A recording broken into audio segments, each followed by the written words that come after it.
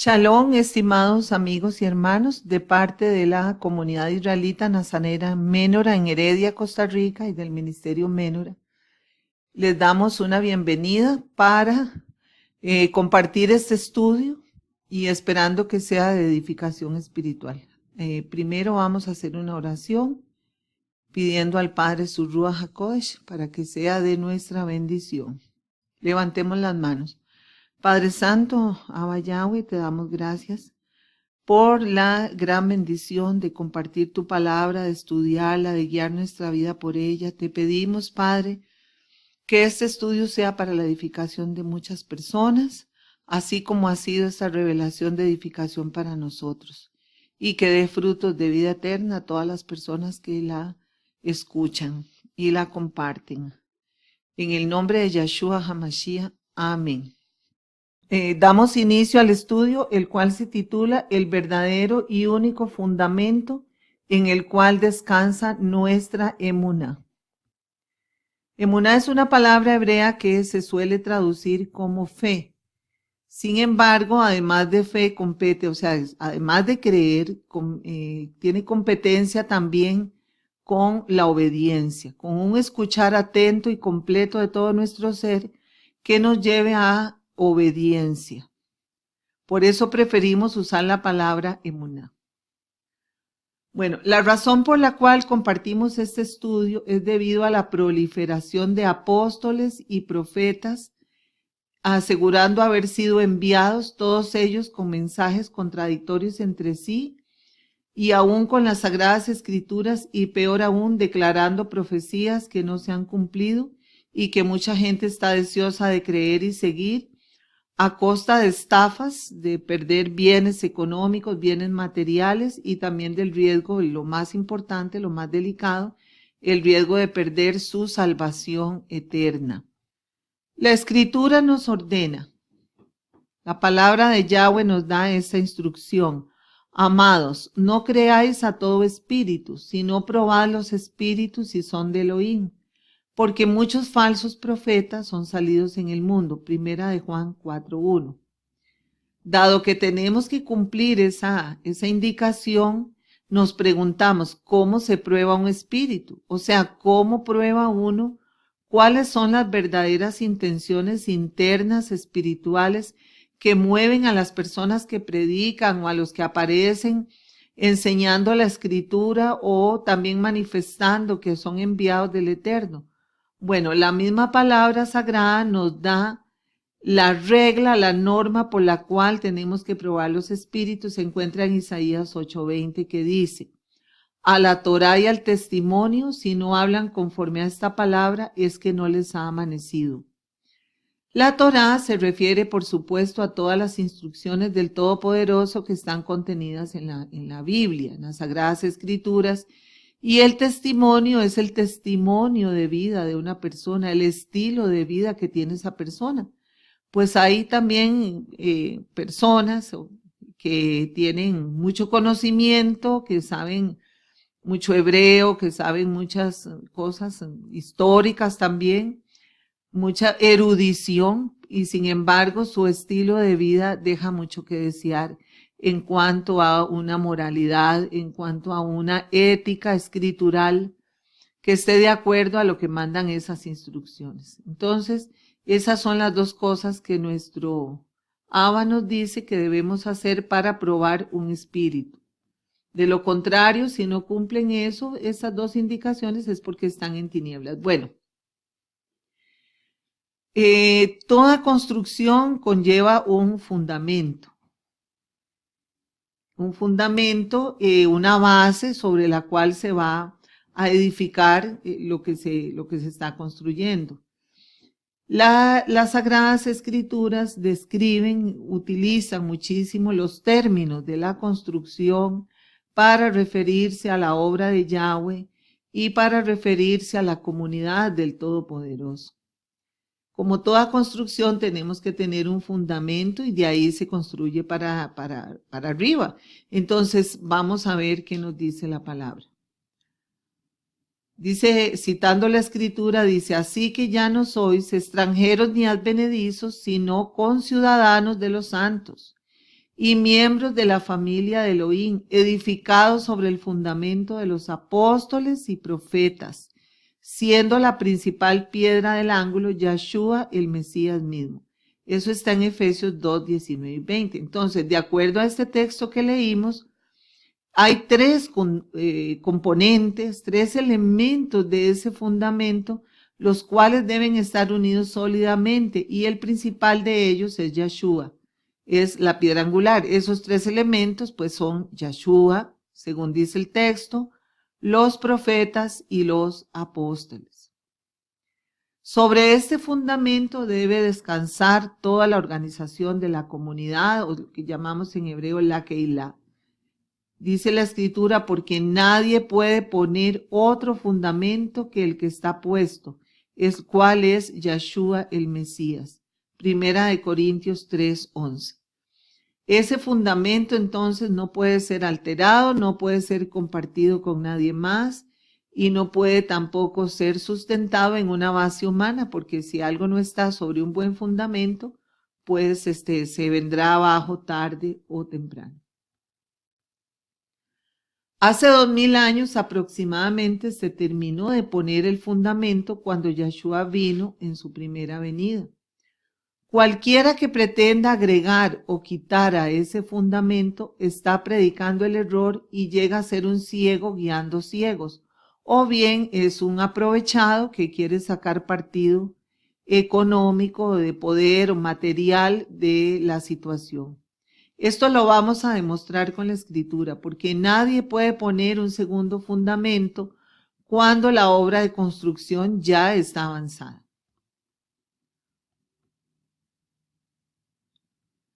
Bueno, el principal elemento, la piedra angular, es por supuesto el Mesías, Yahshua. Es el Mesías hebreo que cumple todas las señales y requerimientos para ser la piedra angular y la base del fundamento. Aquí lo más importante que tenemos que tener en cuenta es que ese Mesías no es el griego o el romano, el disfrazado. Ese Mesías falso o espurio llamado Jesús, que viola y contradice la Torá, que nació el 25 de diciembre, que viene con ese nombre falso, que se hace pasar por Dios. Incluso ahora se habla, tenemos otras versiones, podríamos decir así, de un Mesías falso, como el Mesías musulmán, y ellos mismos lo identifican en ocasiones como Jesús, lo llaman también con ese nombre. El Mesías musulmán es conocido como el Mahdi. Y esto lo hemos tratado en un estudio aparte debido a su extensión. Aquí solamente lo vamos a nombrar debido a que queremos enfocarnos en el otro aspecto de los apóstoles y los profetas. Sin embargo, vamos a recalcar que la escritura nos dice en Hechos 4, 11 y 12 que Él es la piedra que ustedes los constructores han rechazado y ha llegado a ser la piedra angular, porque en ningún otro hay salvación ni existe bajo el cielo otro nombre dado a los hombres por el cual podamos ser salvos. Por supuesto es Yahshua. Ese es el otro nombre, no hay. Y también es llamado y conocido como piedra de tropiezo en Primera de Pedro 2:8, debido a todas las controversias que genera el Mesías hebreo en donde quiera que él es expuesto o predicado. Enfoquémonos al otro aspecto del fundamento, que son los profetas. Podemos afirmar que los falsos profetas son una verdadera plaga moderna que está dañando la obra del reino de Elohim. Ser profeta es como un contagio que se pasa rápidamente de unos a otros. Por todo lado aparecen personas asegurando ser profetas que el Eterno les habló.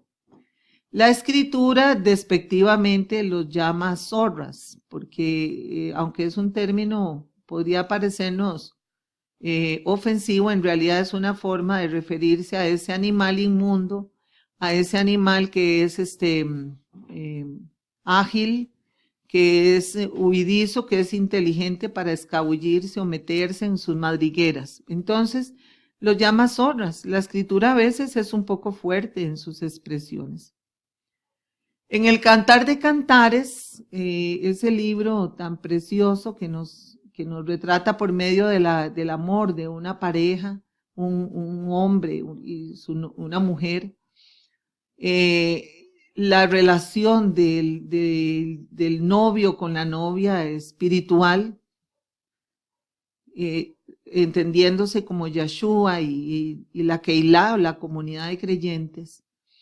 Cuando ya ellos están a punto de unirse, la novia con el novio, hay un montón de expresiones románticas, que ya él se acerca, que lo escucha, que su aroma y toda esa alegría de que pronto será la reunión, y de repente aparece esta expresión que dice, cazadnos las zorras pequeñas que arruinan las viñas, pues nuestras viñas están en flor.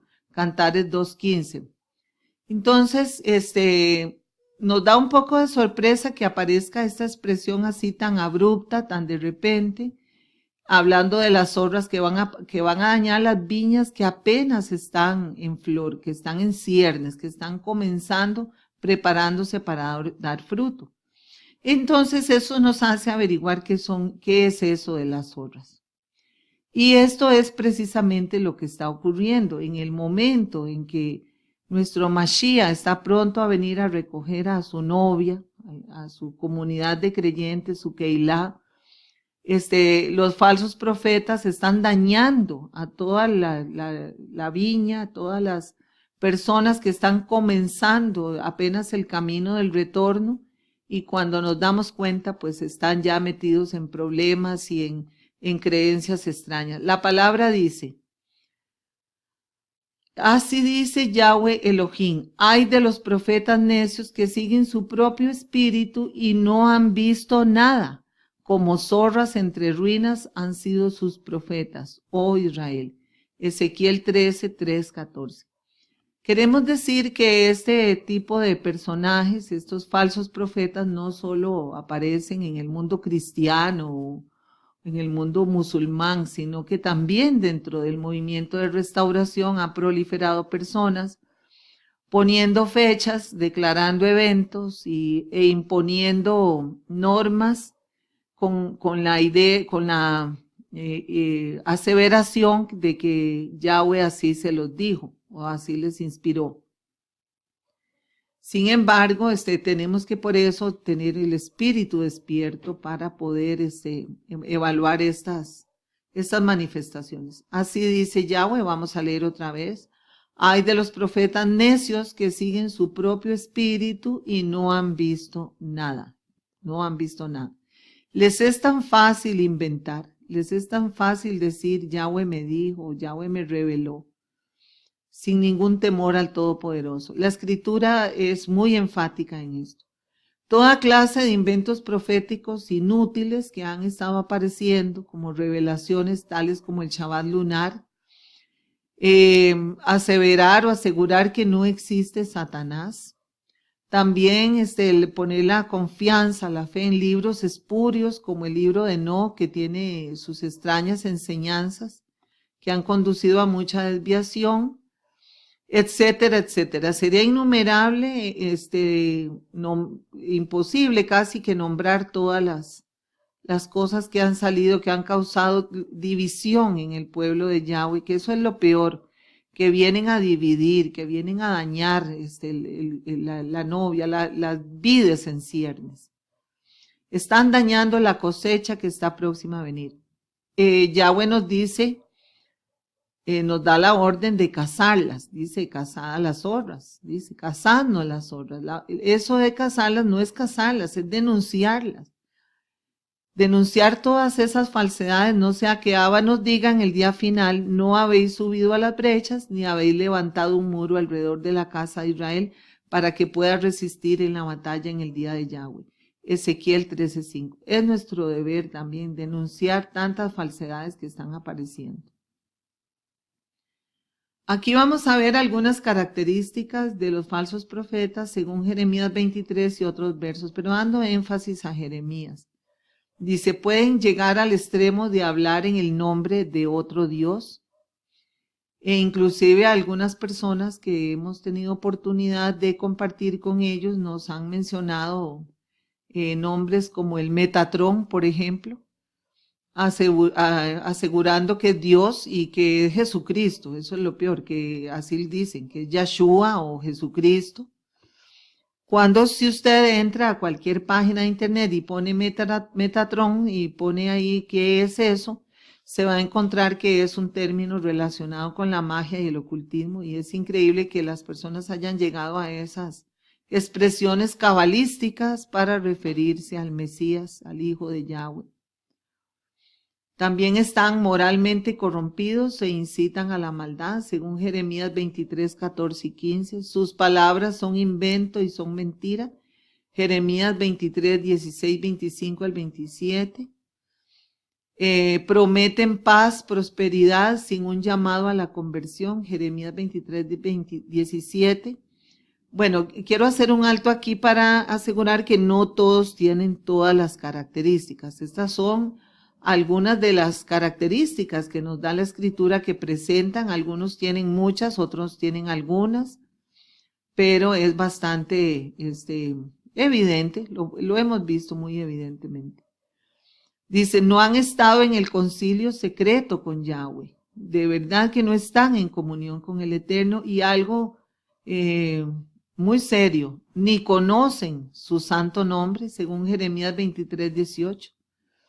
Y entonces vemos personas que aparecen nombrando al Todopoderoso Yahweh con nombres como Jehová o Jehová u otros apelativos diferentes, y hacen un montón de especulación con respecto a esto, algo que ya estaba conocido y asentado y autorizado lingüísticamente y tradicionalmente y escrituralmente, que es lo más importante, desde hace tantos años. Y con estas manifestaciones lo que han hecho es dividir el movimiento de restauración, que es una de las características principales de los falsos profetas.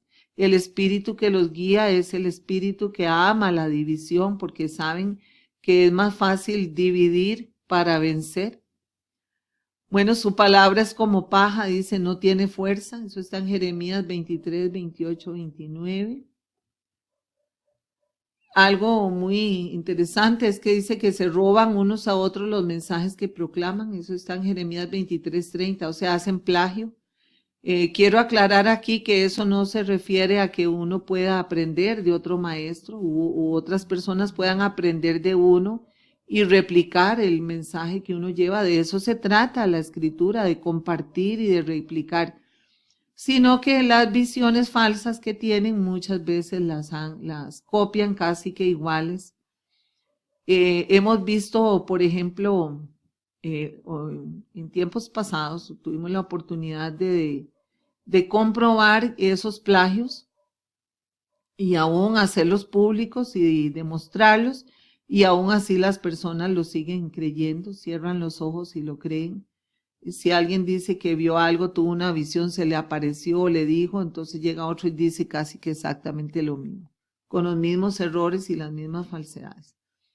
Algo que está muy de moda, algo que es muy común, perdón, es que repiten lo que está de moda o lo que es altisonante, lo que suene maravilloso y atractivo. Y algunas personas, falsos profetas, se especializan en esto, en hablar de un cometa que viene a destruir la tierra o de cosas por el estilo, porque en lugar de llamar la atención sobre Yeshua, la obra de redención, las muedín o fiestas de guardar, etcétera, las cosas importantes, entonces les gusta llamar la atención con eso, que si la luna, que si el hombre llegó a la luna o no llegó, y que si la tierra es plana o no es plana, que si, qué sé yo, eso del cometa ese que va a venir, etcétera, etcétera. Y con eso, pues la gente, mueven a las masas de gente de aquí para allá, distrayéndola de lo verdaderamente importante, que es el arrepentimiento, el cambio de vida, la Torah de Yahweh, las fiestas, la obra del Mesías, el discipulado, etcétera, etcétera.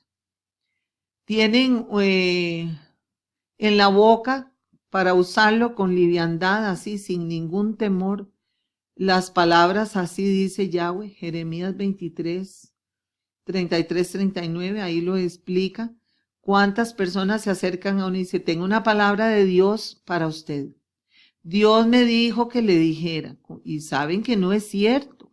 Es una cosa, una sucesión, una impresión o bien una mentira. ¿Cómo van a usar esa expresión así tan livianamente? Sus profecías no tienen cumplimiento. Eso está en Jeremías 28, 8, 9. Y también en Deuteronomio 18, 22 se nos da la prueba máxima para saber si un profeta en realidad viene de parte de Abba o no. Dice, si el profeta hablara en nombre de Yahweh y no se cumpliere lo que dijo ni aconteciera, o sea, no ocurre nada lo que dijeron, es palabra que Yahweh no ha hablado, con presunción le habló el tal profeta, no tengas temor de él.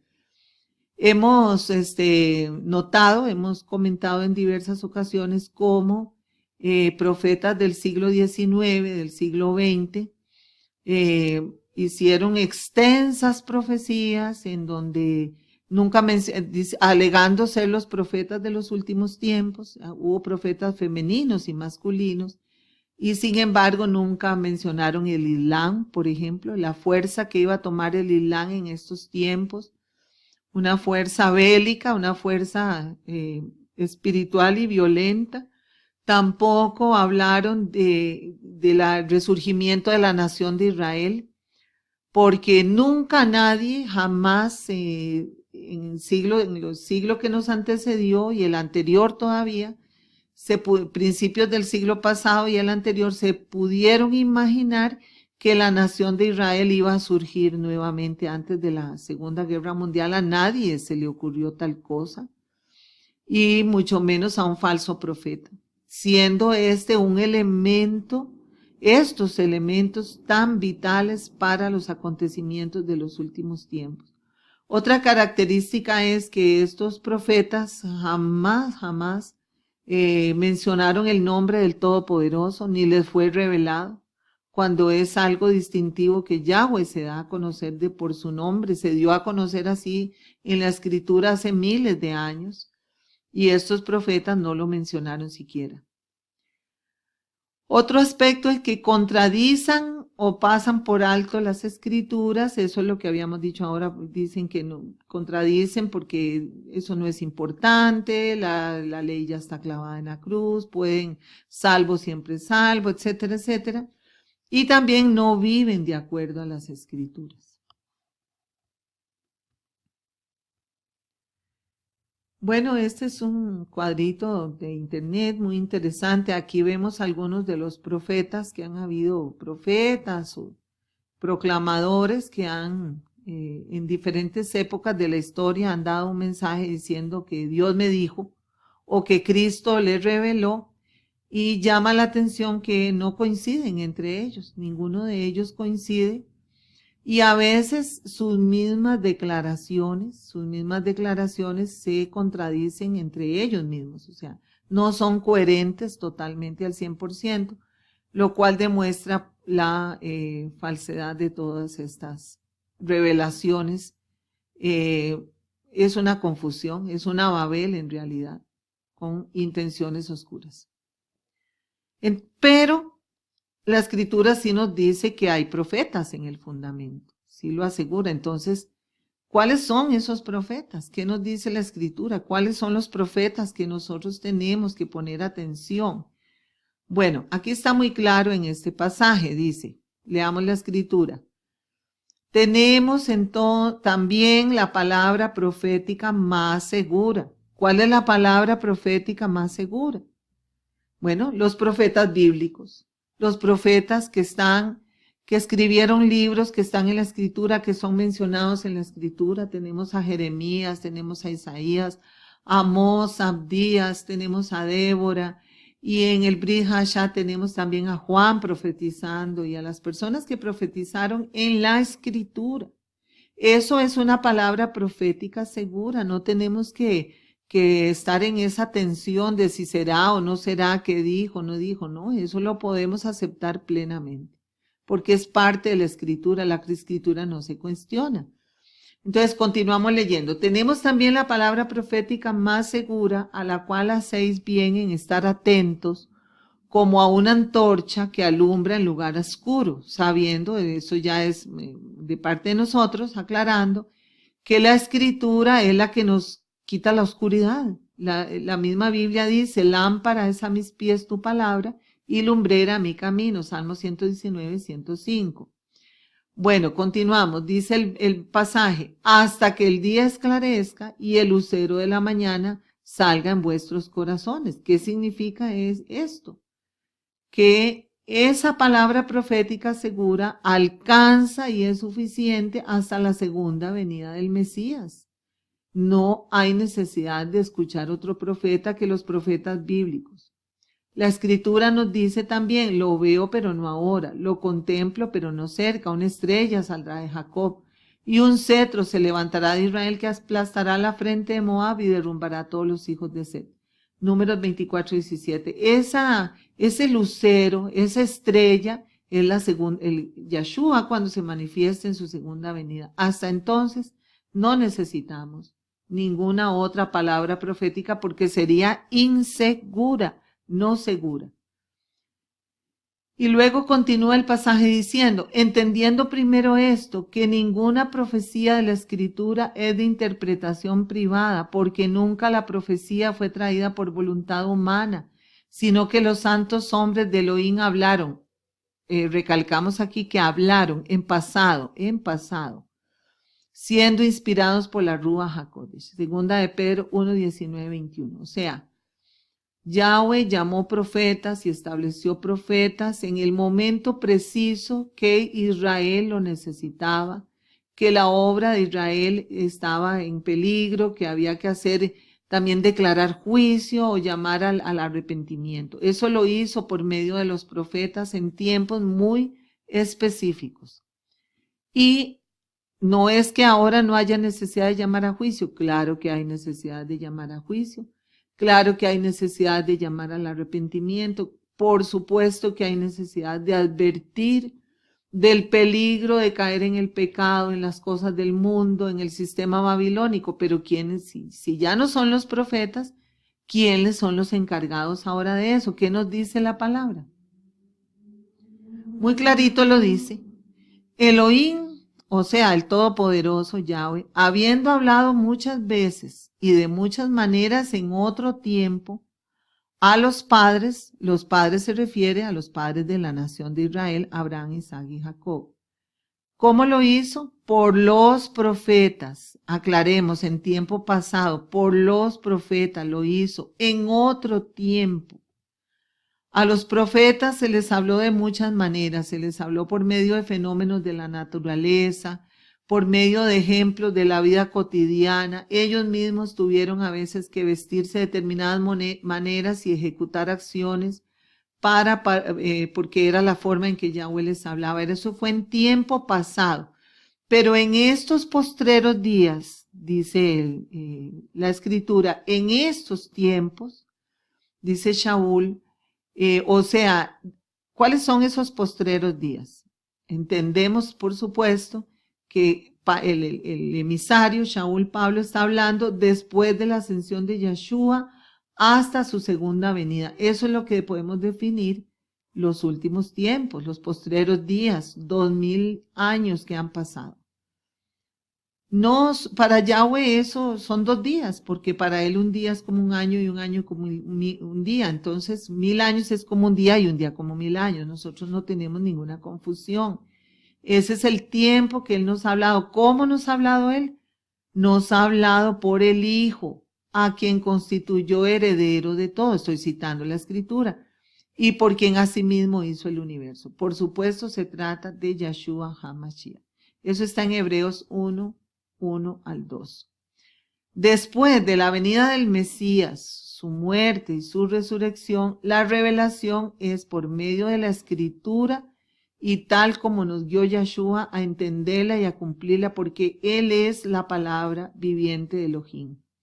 Y así lo está ratificado en los versos de Juan 1:1 y Revelación 19:13. Él es la palabra. No hay necesidad de otra manifestación.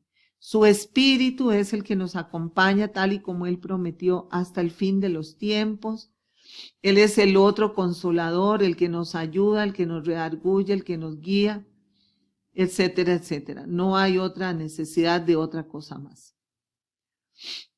Bueno, pero también la sagrada palabra de Yahweh nos habla de los dones ministeriales, que son 5. Y es algo que todos vamos a ejercer, a cada uno según el don, dice la Escritura. Pero no podemos salirnos del fundamento original. Vamos a analizar qué es esto. Él dice, dice la Escritura, perdón, en Efesios 4, 11 al 12, y Él mismo constituyó a unos apóstoles, a otros profetas, a otros evangelistas, a otros pastores y a otros maestros, a fin de perfeccionar a los santos para la obra del ministerio, para la edificación del cuerpo del Mesías. Entonces vemos que son 5 posiciones, digamos, 5 funciones. Sin embargo, vamos a ver que como el fundamento es solo uno y no se puede echar otro, ni se puede engrosar el fundamento, la función de apóstol y profeta ya está llena, no hay vacantes ahí. Eso quedó lleno ya y lo vamos a demostrar con la misma Escritura. ¿Por qué? Porque anteriormente se cita a los apóstoles y profetas como el fundamento junto con Yeshua. Así que dice la palabra, así que voy a volver a leer este texto que ya lo habíamos leído. Así que ya no sois extranjeros ni advenedizos, ya pertenecemos a la comunidad de Israel, somos conciudadanos de los santos. La palabra santo quiere decir apartado. Y lo único que Yahweh ha apartado para él es la nación de Israel. Israel es la comunidad santa, es la comunidad de los apartados, un pueblo para él, un pueblo que le hable al mundo, que le hable a toda la humanidad de cómo es él, que dé el testimonio de quién es él y cuál es su ley, cuál es su Torá. Entonces somos conciudadanos de ellos, no es porque ellos sean perfectos o la comunidad de Israel sea perfecta, sea totalmente pura, es una lucha siempre entre el bien y el mal, pero sí es apartada, eso sí es apartada. La palabra santo, eso es lo que quiere decir. Dice, entonces sigamos leyendo, sino conciudadanos de los santos y miembros de la familia de Elohim, edificados sobre el fundamento de los apóstoles y profetas, siendo la principal piedra del ángulo Yahshua el Mesías, según Efesios 2, 19 y 20. Los otros 3 ministerios, que son evangelistas, pastores y maestros, son las piedras vivas que van encima de ese fundamento, van encima de un fundamento ya establecido. Continúa la palabra diciendo, en él todo el edificio bien ensamblado, si es algo que está bien, que se está creciendo bien, va creciendo hasta ser un templo santo en unión al Maestro. En él también a ustedes se los edifica juntamente para morada de Yahweh en el Espíritu. Efesios 2, 21, 21. Más claro no puede estar la escritura, pero lo vamos a todavía comprobar más con este cuadrito. Dice como encabezado, porque esperaba la ciudad que tiene cimientos, cuyo arquitecto y constructor es Elohim. Hebreos 11:10. O sea, el verdadero constructor, el arquitecto, el que planeó todo, cómo debía hacerse esto, es el Padre Todopoderoso, es Elohim. Entonces vemos el fundamento que tiene a los profetas y los apóstoles, según lo que nosotros leímos. Yahshua, que es la piedra angular que sostiene y dirige la Keilah o la comunidad. Hechos 4, 10, 10, 10, 12, por cierto que estuvimos estudiando lo que es una piedra angular en páginas de arquitectura. A veces está así en un ángulo de la construcción, a veces en un arco central, pero lo importante es que es la piedra que sirve de guía para toda la construcción. Cuando se establecía la piedra angular, cada vez que se colocaba una nueva piedra, algo más en la construcción, se guiaban por ella. Igualmente Yahshua es nuestra guía, es el modelo a seguir, no es nadie más, no es un hombre. No es un profeta, no es un llamado santo, nada de eso, es solamente Yahshua. Los discípulos somos cada una de estas piedras que forman la construcción del cuerpo del Mesías, o sea, maestros, pastores y evangelistas. Primera de Pedro 2:5. Todo el cuerpo de creyentes que van a tomar funciones diferentes en la edificación. Y eso sí es algo que puede ir creciendo y creciendo y creciendo hasta que el edificio esté completado, según leímos anteriormente. Bueno, ¿y qué ocurre con este verso?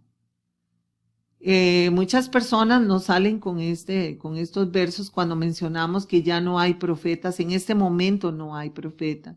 ¿Qué ocurre con este verso? No dice allí que en los últimos tiempos habría profetas y que estamos en los últimos tiempos. Sin embargo, en primer lugar vamos a aclarar que los últimos tiempos se refiere, es comparado en la escritura a un parto, a toda la evolución del proceso de un parto. Primero en un parto hay dolores suaves, hay anuncios, primero hay anuncios, luego dolores suaves, luego dolores que se van poniendo muy fuertes, cada vez más fuerte, hasta que al final pues viene ya el nacimiento del niño, el alumbramiento. Entonces, en estos últimos tiempos estamos ya en una etapa muy avanzada, podríamos decir, de este proceso, pero no es el momento final. Todavía hay señales que tienen que cumplirse para que venga nuestro Mesías, o sea, para que el niño en esa metáfora vea la luz,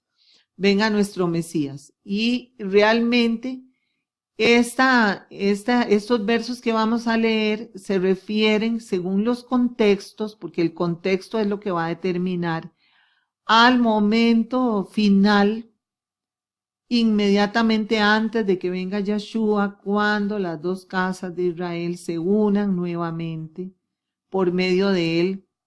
Él es el que va a unir a las dos casas de Israel cuando sea levantada nuevamente la casa de David, el trono de David. Y lo vamos a demostrar en estos versos, en esa parte escritural. Dice: después de esto derramaré mi ruach sobre toda carne y profetizarán vuestros hijos y vuestras hijas.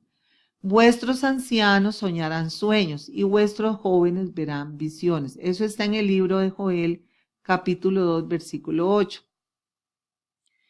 Si leemos todo el libro de Joel y específicamente este capítulo, nos vamos a dar cuenta que estos versos se refieren al derramamiento de la lluvia tardía sobre la nación de Israel, cuando el velo que cubre su frente caiga por obra del Mesías y reconozca a la casa de Efraín y a Yeshua como Mesías y Redentor. Por eso repito, hay que leer todo el capítulo 2 de Joel para comprobarlo. Esto es un estudio que realmente podría ser muy amplio y que lo tenemos listo, más adelante lo vamos a compartir por este medio. Vamos a citar este texto que nos comprueba, dice: hasta el día de hoy, cuando leen los libros de Moisés, un velo cubre su entendimiento. Segunda de Corintios 3:15. ¿A quién se refiere esto? Pues a la casa de Judá. Es a ellos. Ellos son los que van a recibir ese ruach, ese espíritu que les va a permitir. ¿Qué es lo que le va a permitir? Vamos a ver este otro verso. Derramaré sobre la casa de David y sobre los moradores de Jerusalén. Como vemos, no se está refiriendo al mundo entero, sino específicamente a los moradores de Jerusalén. Bueno, dice: derramaré un espíritu de gracia y de oración, y mirarán a mí, a quien traspasaron, y llorarán como se llora por hijo unigénito, afligiéndose por él como quien se aflige por el primogénito. Zacarías 12:10. También, si leemos todo el capítulo 12 de Zacarías, vemos que se refiere a la restauración completa de las 12 tribus de Israel, al regreso del Mashiach, al reconocimiento de la casa de Judá, de Yeshua como su Mashiach, y también, bueno, a la restauración de los huesos secos según la visión tan famosa de los huesos secos. Bueno, eso en cuanto a los profetas. ¿Qué dice la escritura entonces de los apóstoles? Hay apóstoles ahora. Podemos decir que cualquier persona que esté enseñando la palabra, dirigiendo una comunidad o una iglesia, se pueda llamar a sí mismo apóstol. Bueno, vamos a ver. En la carta a los Hebreos, capítulo 1 y 2, Shaul, conocido como Pablo, nos habla de la excelencia del Mesías Yahoshua sobre los ángeles y los seres humanos en muchos aspectos. Esos dos capítulos se encargan de enfatizar y demostrar que el Mesías es quien es, el Mesías, el unigénito de Yahweh, es superior a Moisés, es superior a los ángeles, es superior a los seres humanos. Luego, al iniciar el capítulo 3, lo llama apóstol, al decir estas palabras. Por tanto, hermanos consagrados, participantes del llamamiento celestial, consideren a Yahoshua el enviado, o sea, el apóstol y sumo sacerdote de nuestra fe. Eso está en Hebreos 3:1. En este capítulo, o sea, en el 3, se ratifica que el Mesías Yahoshua es el apóstol principal, es el modelo de apóstol, es el más importante, que es superior a Moisés y a cualquiera y que es la parte principal del fundamento. La palabra apóstol es una palabra griega que en hebreo sería shalach o shelach, según Strong 79-71, y significa embajador o enviado. Aún ahora se usa para designar a los diplomáticos que enviados al exterior por la nación de Israel, en el ámbito político. En el ámbito religioso, que es el que nos ocupa a nosotros, eso es una palabra que se ha puesto muy de moda y que muchos se adjudican arbitrariamente. Y vamos a ver que eso no es correcto. En las escrituras, sobre todo en el Brit Hadashah, que es el verdadero nombre del Nuevo Testamento, es cuando más se usa el título como alguien específico, un grupo de personas con un llamado especial y diferente, pues serían parte del fundamento. Recordemos que todos somos enviados, todos tenemos una misión, por eso estamos en esto aquí. Todos como seguidores de Mashiach tenemos que ser enviados, proclamadores de su palabra. Sin embargo, no todos conformamos ese fundamento. Entonces vemos que esos apóstoles, para poder ser llamado apóstol según la escritura, había que tener ciertas características especiales que solo la tuvieron lo que se llama en la escritura los 12, o sea, 12 hombres, 12 varones con características especiales. Si usted busca en la escritura versículos que se mencionen a esos 12, son bastantes. En el Brit Hadashah hay muchas personas con ese nombre, versos con esa, nombrando a los 12, pero vamos a citar estos que dice: cuando se hizo de día, llamó a sus discípulos y escogió a 12 de ellos, a los que también dio el nombre de apóstoles. Lucas 6:13. Yahshua fue el que hizo eso, escogió 12 y los nombró apóstoles, o sea, enviados, sus enviados.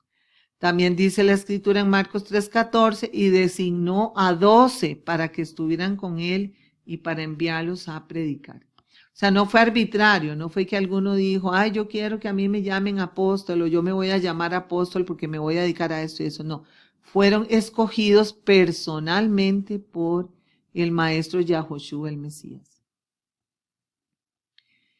Es arbitrario totalmente y es ilegítimo que alguien de este tiempo se llame apóstol. Si bien podríamos decir que no es más que un título, bíblicamente es un título muy importante y, como dijimos, con características propias. Podemos considerar que aún a Shaul, conocido como Pablo, se le cuestionó cuando él mismo se llamó así, se llamó apóstol, lo cuestionaron, lo contradijeron y él escribió en su defensa, alegando que el mismo Yahshua lo había enviado. Leamos la escritura, dice: no soy libre, no soy apóstol, no he visto a Yahshua nuestro Adón, no soy vosotros mi obra en el Adón. Si para otros no soy apóstol, por lo menos para vosotros sí lo soy. Sí lo soy, pues vosotros sois el sello de mi apostolado en el Adón. 1 Corintios 9, 1-2.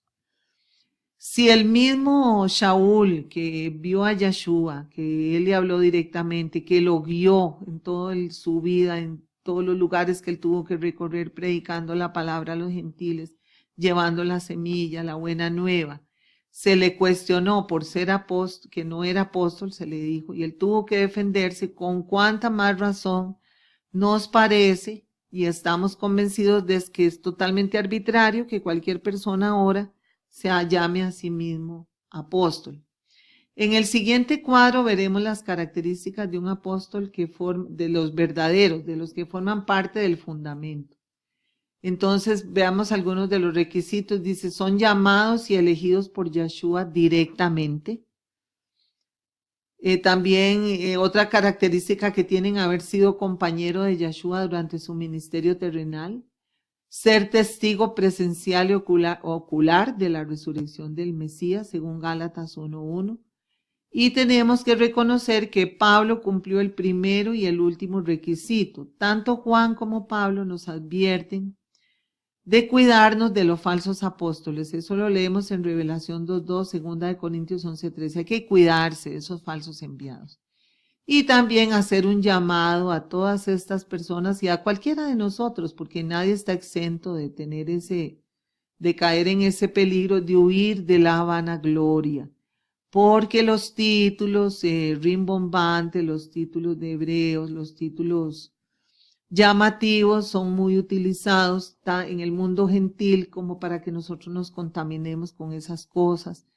Las personas suelen ser muy adictos a llamar a los dirigentes como su divina gracia, su santidad, el grandioso, el rabino, el rabí y un montón de títulos más que suenan como buscando la vanagloria. Nosotros tenemos que tener claro que lo que tenemos que mostrar es a nuestro Mesías Yahushua. Tenemos que escondernos delante de él. Somos solo un instrumento nada más, un instrumento. Y realmente si alguien algún día quiere llegar al reino milenial y pasar a ocupar una posición preeminente, aquí lo que tiene que hacer es servir y servir y servir. Los apóstoles inclusive lo primero que hicieron, además de predicar la palabra, asistir a los enfermos, ellos hasta servían las mesas. Ya cuando no pudieron hacerlo, según Hebreos 6, tuvieron que pedir ayuda. Pero esa humildad es lo que nosotros necesitamos. Los ministerios, las obras del Todopoderoso no deben tener un sello humano ni un rostro humano. Deben ser, el rostro de eso no debe ser el de una persona, debe ser el rostro, es decir, la imagen de Yeshua. Eso es lo esencial. De lo contrario, es muy peligroso porque el ser humano tiene esa tendencia a que con un poquitico nada más de adulación o que se le eche ya se siente muy santo o ya se siente superior a otros. Aquí estoy yo, el más santo de todos, y eso fue algo que Yahweh detesta y eso es algo que Yeshua le reclamó a la clase dirigente de Israel, porque los dirigentes tristemente tienen esa tendencia a caer en eso, y que aquí estoy yo que muy santo, mucha apariencia de piedad, muchas cosas con la ropa, con la posición, con la imagen, con palabras bonitas, rimbombantes, y en realidad lo primero es la humildad y el servicio, y escondernos detrás de nuestro Mashiach. Bueno, hasta aquí concluimos que el único fundamento está en las Sagradas Escrituras. No hace falta más apóstoles y no hace falta más profetas de los que ya están. El fundamento real, verdadero, un fundamento seguro, la palabra profética segura, porque todo lo demás está tan cuestionado, tan contradictorio, es tan peligroso. Sí vamos a aclarar que eso no quita, hermanos, que por medio de la escritura y una mente santificada, una conciencia santificada, como dice Shaul, Yahweh no nos muestre a nosotros ejemplos, no nos dé palabras. Muchas veces en un momento de necesidad hemos estado en oración y al abrir la escritura nos ha dado una respuesta inmediata. Muchas veces también en modelos que tenemos alrededor, situaciones, hemos visto una respuesta del Todopoderoso que nos alerta de diversas cosas, porque nosotros caminamos despiertos. Nosotros ya no estamos dormidos, aleluya, no por obra de nosotros, es misericordia de Abba. Pero así como el hijo pródigo que estaba ya en el chiquero de los cerdos y él volvió en sí mismo, nosotros hemos despertado, por eso dice la palabra, despierta tú que duermes, y entonces, y te alumbrará Mashiach. Mashiach nos ha despertado y nos puede ayudar, nos puede dar ejemplos. La lectura continua y cuidadosa de la palabra, de ese fundamento, de ese ejemplo que se escribió para nosotros, es más que suficiente. Y lo hemos comprobado que cada vez que se le ha agregado algo a la palabra son errores terribles que con el tiempo van saliendo a la luz, aunque la gente no quiera verlo. Entonces, las siguientes generaciones, después de que se terminó de escribir la escritura, son la construcción que se hace sobre ese cimiento, fundamento echado y establecido, y se terminó de escribir en Revelación. Si alguien hace algo fuera de ese cimiento, fuera de ese fundamento, se va a caer como el necio que construyó su casa sobre la arena. Mateo 7, 21, 29, esa preciosa parábola que narró Mashiach, ¿verdad? Y entonces ahí vamos a entender el peligro de construir sobre la arena cuando usamos un fundamento falso. Tiene que ser sobre la roca, que es Yahshua, es la palabra, es la Torah viviente. Recordemos que también Yahshua envió 70 enviados, en unas partes dice, en unos pasajes dice 70, en otros 72. Y ese es un tema muy interesante, pero lo vamos a estudiar aparte luego para no salirnos del tema. Sí, podemos adelantar que estos 70 enviados se refiere a las 70 naciones que cubren la tierra. Entonces, lo que quiere decir es que el secreto que entraña esto es que todas las naciones de la tierra tenían que recibir el llamado. Las ovejas perdidas hay que buscarlas en todas las naciones de la tierra. Pero ese es un estudio que luego trataremos. Vamos a ir cerrando diciendo que la escritura, según nos dice ella misma, está sellada en este sentido, tanto en el Tanaj, conocido como Antiguo Testamento, el cual nos dice así, muy interesante: no añadiréis nada a la palabra que yo os mando, ni quitaréis nada de ella, para que guardéis los mandamientos de Yahweh tu Elohim, que yo os mando. Deuteronomio 4:2. Insisto, no añadiréis nada a la palabra, no quitaréis nada. Esa es la orden. Y en el Brit Hadashah, o sea, en lo que conocen como Nuevo Testamento, dice: yo testifico a todos los que oyen esas palabras. Eso está en el último libro del Brit Hadashah, en el libro de Revelación. Repito, yo testifico a todos los que oyen las palabras de este libro. Si alguno añade a ellas, Elohim traerá sobre él las plagas que están escritas en este libro. Y si alguno quita de las palabras del libro de esta profecía, Elohim quitará su parte del árbol de la vida de la ciudad santa escritos en este libro. Revelación 22, 18 y 19. Sin embargo, muchas personas leen esto y parece que no lo leyeran, porque siguen o agregando o quitando. Y eso está totalmente prohibido. Sí podemos decir, hermanos y amigos, que uno puede consultar libros, puede consultar mapas, puede consultar estudios de otras personas para poder, comentarios, etcétera, para poder elaborar los estudios, para poder entender estudios. Podemos compartir conocimientos unos con otros.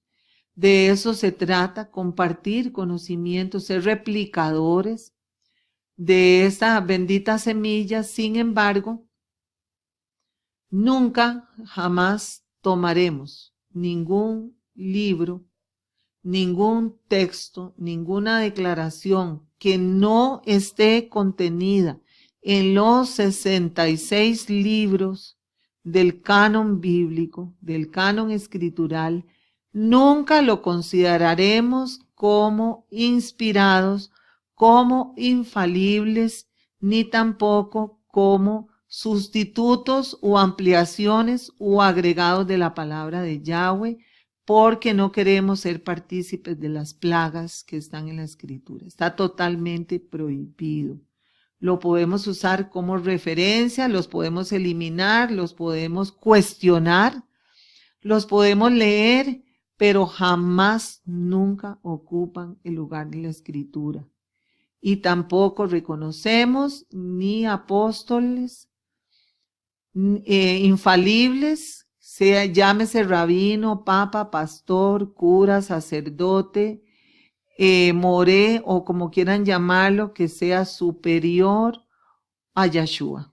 Todo está sometido a él. Es más, nuestro ministerio se caracteriza porque somos muy renuentes a utilizar títulos por este problema que tiene la vanagloria y la tendencia del hombre a escudarse en títulos y a crecerse muy rapidito, ¿verdad? Y Pablo desde aquel tiempo lo dijo, que muchos se escudaban en nombres de personas, diciendo yo soy de Apolo, yo soy de Kefas, y él dijo no, es Yeshua, él fue el que murió por nosotros, es el único.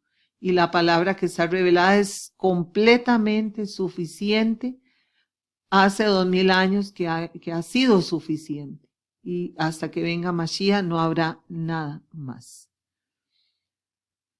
Entonces no queremos caer en lo que caen muchos, que ponen libros y que ponen cosas, y que el libro de Enoch, y que el libro de Melquisedec, y que el libro de este y el otro, y que Flavio Josefo, o que Elena White, o que José Smith. No, nada de eso, solamente los 66 libros de la Escritura. Lo afirmamos una y otra vez. Si alguna persona no está de acuerdo con nosotros, lo sentimos mucho, pero esa es la declaración de la comunidad israelita nazarena Menora. Y a Mashiach Yeshua como nuestro maestro, nuestro guía y nuestro líder espiritual perfecto. Y muchas veces lo hemos dicho, no miren hombres, no se trata del anciano, de la maestra o del maestro. Cierto que tenemos que dar un testimonio de vida, pero todo en el ser humano es relativo. Maldito el hombre que confía en el hombre. En Yeshua es el único que nunca va a frustrar a nadie, por siempre y para siempre. Bueno, ¿por qué 12 apóstoles? ¿Por qué Yahoshua no escogió 15 o 20 o 21 o 7? ¿Por qué 12? Bueno, porque vamos a hablar un poquito del número 12. Este número es usado 187 veces en la Biblia, 22 de ellas en el libro de Revelación. 12 indica la perfección de gobierno, el servicio, la potestad y la protección, una característica de un sistema perfecto de gobierno. Estudiar los números en la escritura es sumamente revelador. La Nueva Jerusalén, la ciudad que desciende del cielo, la ciudad de Yahweh Elohim, representa o es el sistema perfecto de gobierno que va a haber sobre esta tierra durante el reino milenial. Por eso en ella, pues todo está constituido en base al número 12. La ciudad tenía 12 puertas, según Revelación 21.2, 12 pelas, Revelación 21.21, 12 ángeles, Revelación 21.12, 12 nombres de las tribus de Israel, Revelación 21.12, también 12 cimientos, Revelación 21.14, en ella están, vean, los nombres de los 12 apóstoles, Revelación 21.14, una vez más comprobamos que no va a haber más de los 12 apóstoles, no hay ningún otro apóstol. Ya no quedan más puertas para poner los nombres de otros apóstoles. 12 piedras preciosas, Revelación 21, 19 al 20, y también la ciudad es un cuadrado de 12,000 estadios, Revelación 21, 16. Bueno, aquí tenemos un cuadrito muy bonito que hizo mi esposo, un post para ilustrar este aspecto, ¿verdad? La santa ciudad, la Nueva Jerusalén. Dice Juan, la vi descender del cielo de parte de Yahweh, preparada como una novia adornada para su esposo. Y los versos que citamos con respecto al número 12. El papel de los apóstoles en el Jerusalén restaurado durante el reino milenial será de jueces o gobernadores auxiliares del Mesías. Recordemos que los jueces no solo emitían juicios, sino que ellos era la forma de gobierno que existía en Israel antes de que hubiera rey. Los jueces eran conocedores profundos de la Torá, de las instrucciones del Eterno, y de acuerdo a eso, pues, ellos gobernaban al pueblo y tomaban las decisiones. Habrá un apóstol, uno para cada tribu de Israel, como cogobernadores. Dice la palabra, cuando el Hijo del Hombre se siente en el trono de su gloria, vosotros que me habéis seguido, también os sentaréis sobre 12 tronos para juzgar a las 12 tribus de Israel. Mateo 19, 28. O sea, Yahshua mismo les profetizó esto a ellos y les ofreció también esta parte de como un premio para ellos. Un premio que tendría un costo muy alto en sus vidas, muy duro, pero un premio muy grande. Leemos también, tenía un muro grande y alto y tenía 12 puertas y a las puertas había 12 mensajeros y nombres escritos que son los nombres de las 12 tribus de Israel. Revelación 21:12. Vamos a mencionar aquí los nombres de los apóstoles por orden de selección, según fueron escogidos de primero a último. Y lo vamos a hacer en una forma ilustrativa más que todo, porque cuando leemos la escritura, pues a veces se nos confunden. Hay nombres que son repetidos, algunos eran familiares entre ellos, otros eran familia consanguínea de Yahshua. Vamos a leerlo. Dice, está primero Simón, hijo de Jonás también, o Juan, o Simón Bar Jona, según Mateo 16:18. Yahshua le cambió el nombre por Pedro, según Marcos 3:16. Y era conocido en otras partes en arameo como Simón Bar Jocanan o Jochanan o Simón Pedro. Está Santiago el mayor, hijo de Zebedeo, conocido como Jacobo. Andrés, hermano de Pedro, fue antes discípulo de Juan el Bautista. Por cierto que este Andrés fue el primero en morir, fue decapitado delante de su propio hermano en Jerusalén. Juan, el menor de los 12, también hijo de Zebedeo, era también hijo de él, y hermano de Santiago el mayor. Yahshua llamó a ambos, a estos dos, Boanerges, o sea, hijos del trueno, como un apodito cariñoso.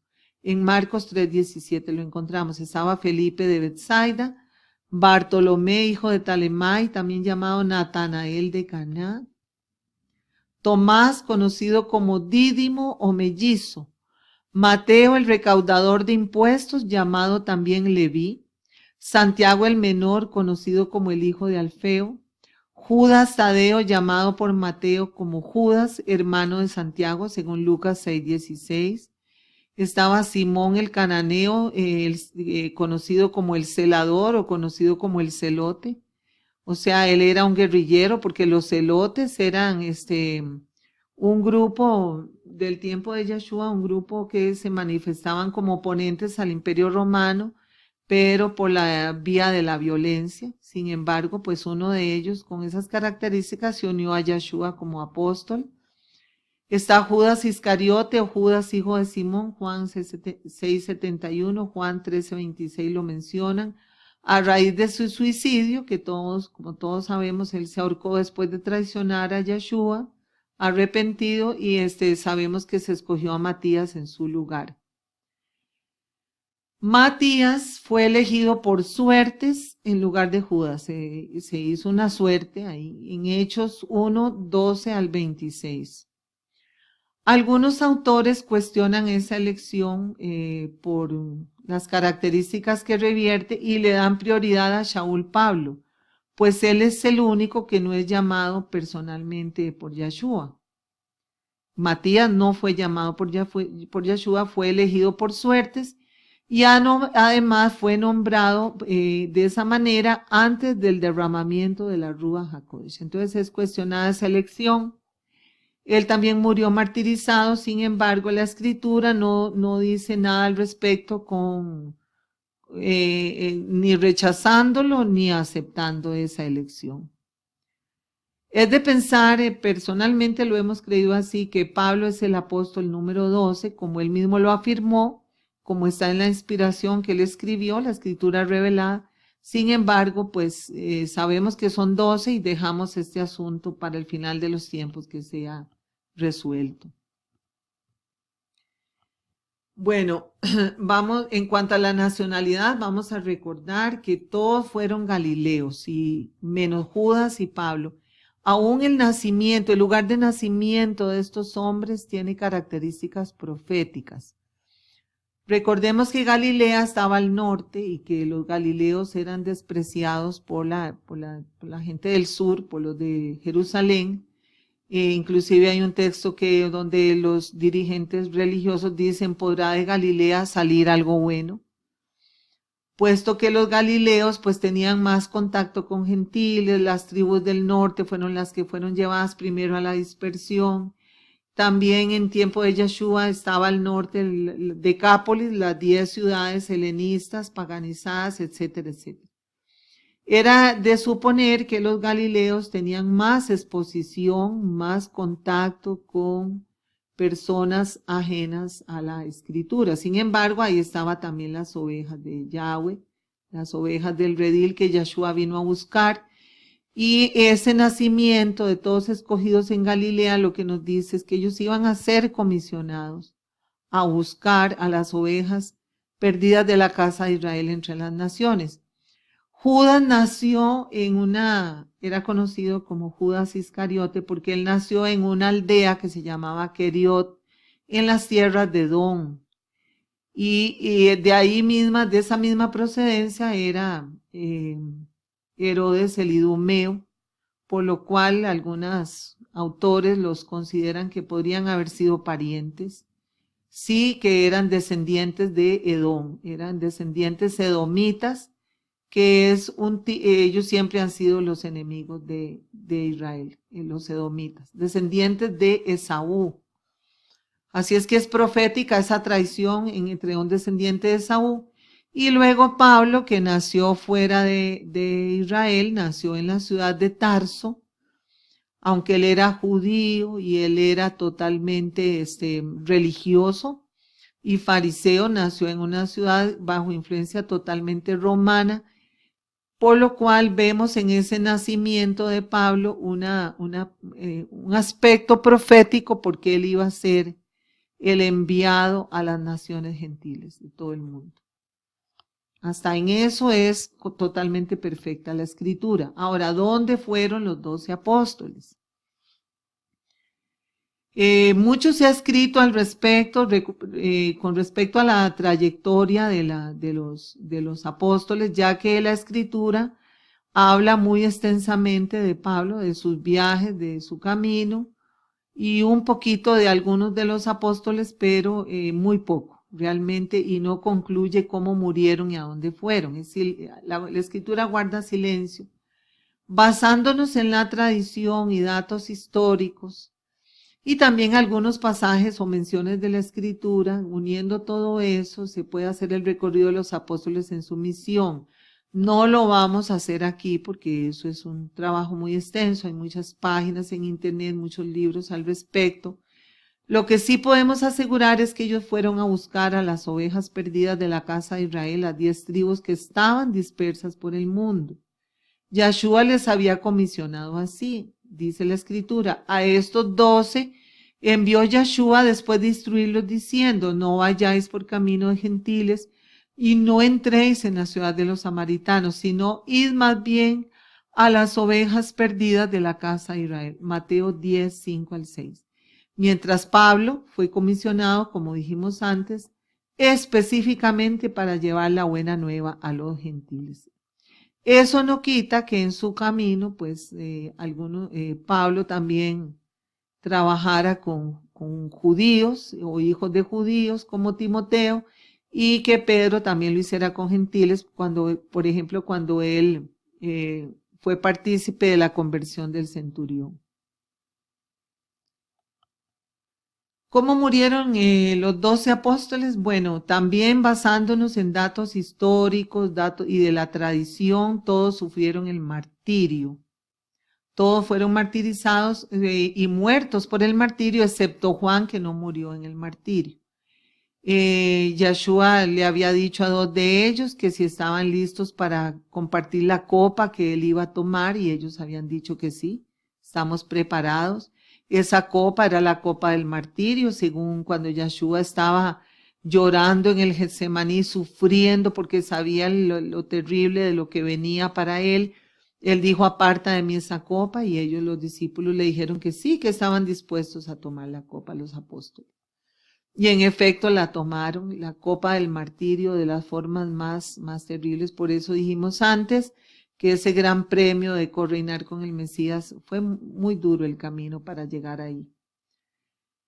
Bueno, dice, Juan no murió en el martirio porque Juan fue preservado, él era el más joven y además él tenía una obra final que hacer, que era escribir el libro de Revelación, que era él recibir la revelación final, lo que es conocido como el Apocalipsis, que es la culminación de todas las Sagradas Escrituras y que termina con el establecimiento del reino de Mashiach sobre este mundo. En este cuadrito que está tomado de internet vemos pues que las formas en que murieron, ¿verdad? Aquí agregaron a Esteban, que no es un apóstol, pero bueno, lo agregaron tal vez por haber sido el primero que murió. Entonces vemos Felipe fue crucificado, era un anciano de 87 años cuando fue crucificado. Pedro también murió crucificado cabeza abajo. Andrés crucificado en una cruz así invertida como una X. Vemos también que hubo decapitaciones, apedreamientos, aserramiento por la mitad, que los les cortaron, apuñalamientos, muerte por espada, Bartolomé, etcétera. Vamos ahorita a mencionarlo un poquito. Aquí dice, todo esto es un ejemplo para nosotros, porque muchas veces nos quejamos de cualquier cosa. Todo nos duele, todo nos molesta, que alguien dijo algo que no nos gustaba, que hay gente que no se compromete como uno y ponemos 1000 pretextos, nos sentimos incómodos y a veces se nos olvida realmente cómo vivieron estos hombres, cómo murieron, todo lo que hicieron, y el mismo Yeshua, y entonces es un ejemplo para nosotros. Veamos cómo nos dice la tradición y aspectos históricos que murieron. Pedro fue crucificado con la cabeza hacia abajo. Santiago el Mayor fue decapitado en Jerusalén. Andrés fue martirizado en la cruz Patras en Grecia, una cruz con forma de X. Juan murió por muerte natural en la ancianidad, que es el último, el más joven de todos, pero sobrevivió al martirio por envenenamiento y también fue quemado con aceite hirviendo. Sin embargo, no lograron matarlo los romanos, entonces lo enviaron a la isla de Patmos en el exilio, una isla de trabajos forzados. Y ahí fue visitado por los seres celestiales y Yeshua para darle el mensaje de revelación. Felipe fue colgado de una columna en Hierápolis, una ciudad de Frigia al norte de la Odisea.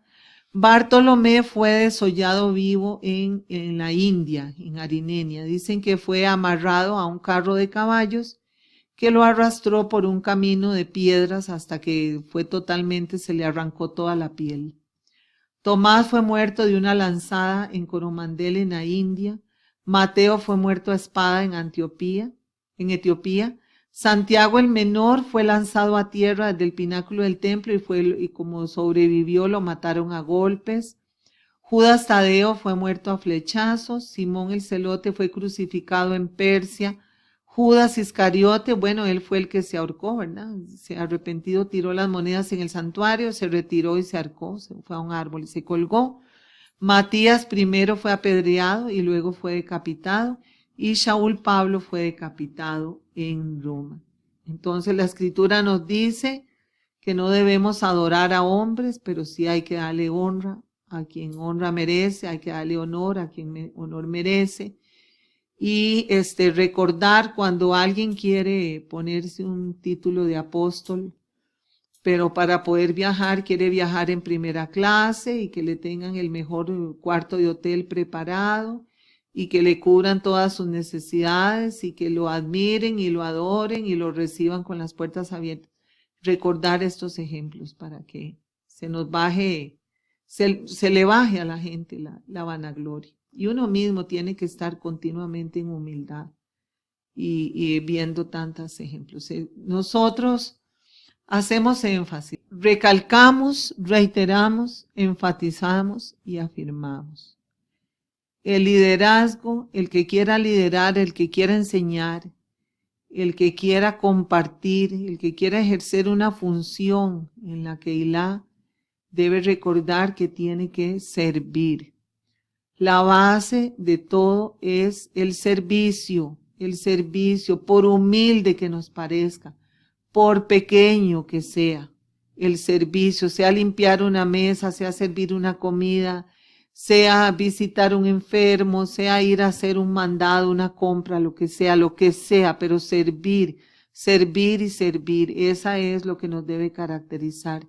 Si Yeshua, nuestro Mesías, el apóstol principal, el Hijo de Yahweh, que comparte su naturaleza divina, que fue enviado directamente por él, pudo ir y lavar los pies de sus discípulos. Nosotros no podemos ponernos en miramiento con nadie ni con ninguna persona, sea su condición social, su raza, su procedencia, lo que tenga o no tenga esa persona. Es el servicio. Y recordar que eso es lo que realmente nos hace grandes para el reino de los cielos. Yeshua dijo que los gobernantes de este mundo buscaban la vanagloria, buscaban ser admirados, buscaban ser servidos, pero que el Hijo del Hombre no había venido a ser servido, sino a servir. Y eso es lo que nos debe caracterizar, ese modelo. No es un título, no es una apariencia, no es ropa, no es señales externas, es la condición de humildad y de servicio. Esperemos poder copiar ese modelo, que la Ruach HaKodesh nos ayude y Yeshua HaMashiach nos inspire siempre. Amén. Damos por concluido este estudio, esperando que haya sido de total edificación. Si tiene algún comentario, alguna duda, le solicitamos que lo ponga en comentarios y estaremos con mucho gusto contestando cualquier duda, cualquier pregunta que haya. Le pedimos sí que compartan el estudio y muchas gracias por su atención. El Ministerio Menora y la comunidad israelita nazarena Menora los invita muy cordialmente a seguir nuestros estudios, descargarlos, compartirlos, así como alabanzas, fotografías y contactarnos también por este medio. Vamos a mencionar los links y las páginas o grupos en los cuales pueden contactarnos. Tenemos la página web www.comunidadmenora.com. Allí encontrará la descripción de nuestra emuná, o sea, los puntos de nuestra fe, lo que creemos. También posts, mensajes, estudios, alabanzas y fotografías. Pueden descargar los estudios en PDF ampliamente ilustrados. También pueden contactarnos por este medio. Nuestro canal en YouTube, aquí está el link, como lo pueden ver, en donde encontrará todos estos estudios, alabanzas, videos de nuestras actividades en comunidad y mucho más. Puede suscribirse al canal, compartir y también activar las notificaciones dando clic en la campanita, para que cada vez que se suba un estudio o algún contenido le llegue la notificación y pueda seguirnos. En Facebook tenemos nuestra página Ministerio Menora Costa Rica, es la página oficial en Facebook y contiene más de 1000 post mensajes con contenido escritural y mucho más. El grupo Mi Pueblo Conocerá Mi Nombre, Biblia, Isaías 52:6 es un grupo en Facebook. Puede hacerse miembro, participar comentando y compartiendo. En este grupo se le da énfasis a los nombres Kadosh del Padre y el Hijo, pero la temática es variada. También tenemos el grupo que se llama Estudios en PDF del Ministerio Menorá en Facebook, que tiene la particularidad de que puede descargar los estudios ilustrados muy fácilmente en PDF, solo dando clic encima del título del estudio. Inmediatamente descarga en su dispositivo o en su computadora y encontrará muchos otros contenidos. Estamos para servirles y servir a nuestro Padre Eterno con mucho afecto en Yeshua HaMashiach. Un saludo para todos, muchas gracias.